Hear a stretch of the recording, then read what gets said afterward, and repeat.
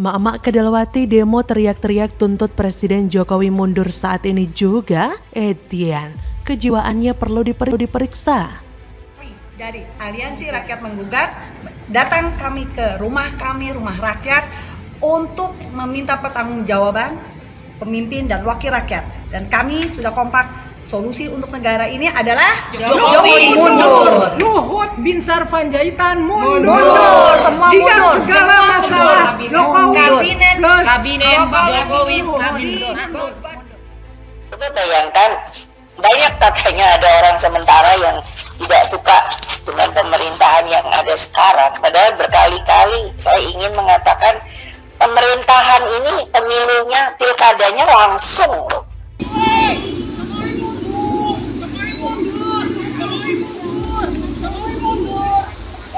Pawang hujan kita nih.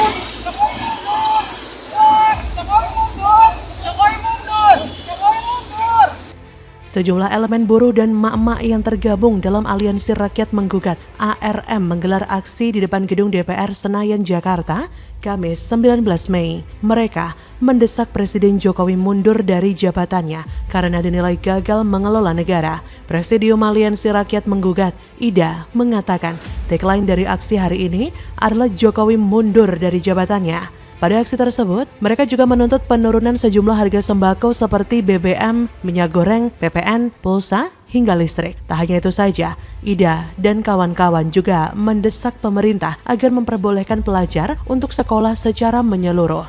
Pantauan dari Populis ID, masa yang ikut aksi sekitar 100-an orang didominasi oleh emak-emak dan buruh yang berasal dari sejumlah daerah seperti Majalengka, Cianjur, Banten, dan Purwakarta.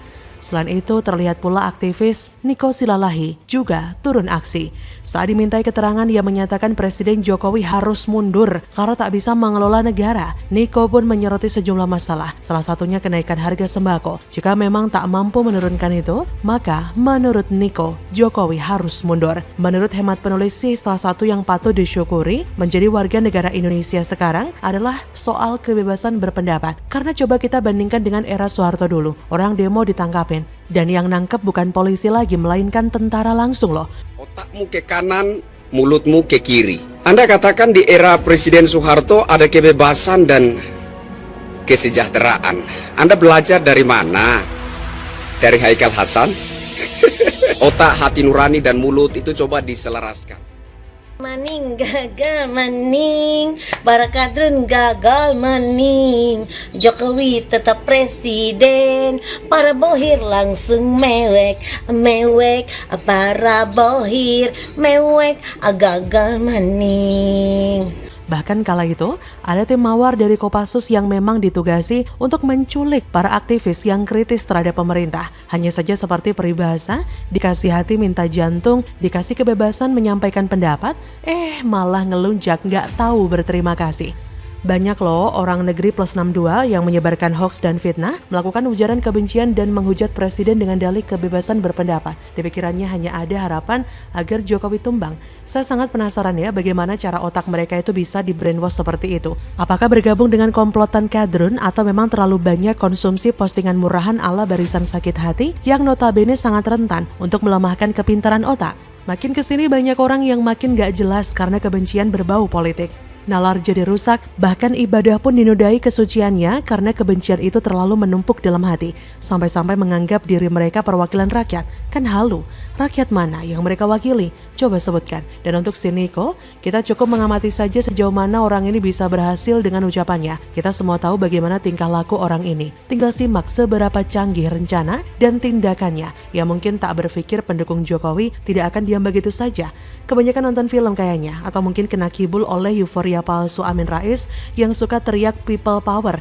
People yang setuju pun palingan hanya kelompok sebelah yang gak guna, yang cuma harapkan nasi bungkus gratis. Mau tumbangkan pemerintah itu gak gampang loh Ferguson. Harus punya logistik dan tim super seperti Badan Intelijen Negara yang bisa mengobrak-ngabrik suatu negara. Butuh strategi canggih dan kemampuan menciptakan proxy war. Dan tentu saja dana yang besar. Lah kalau cuma modal teriak di Twitter lalu berharap Jokowi turun, anak kecil mah juga bisa. Kadrun ingusan pun juga bisa. bersama. Intinya, komplotan sebelah memang gak beres. Ada yang gak beres dengan pemikirannya, mereka perlu memeriksakan diri ke psikolog. Bila perlu, mereka perlu memeriksakan diri ke psikolog. Bila perlu, periksa kejiwaannya sekalian ke psikiater. Jokowi turun, Jokowi turun. Lebih baik mikir cara cuan duit gede. Jangan cuma teriak suruh presiden turun, giliran hidup susah malah salahkan pemerintah. Padahal kerjanya cuma duduk berharap presiden lengser. Bagaimana menurut Anda?